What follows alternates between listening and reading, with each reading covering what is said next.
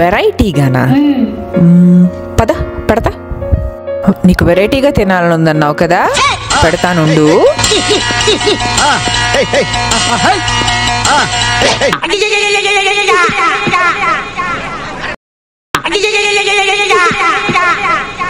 అయ్యో అయ్యో అయ్యో బ్రహ్మయ్య.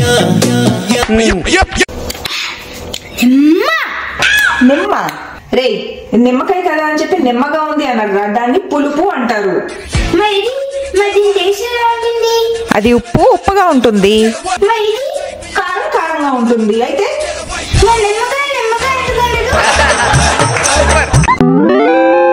రేపు పొద్దున్న చింతకాయ పెడితే చింతగా ఉందంటాడా ఏంటి?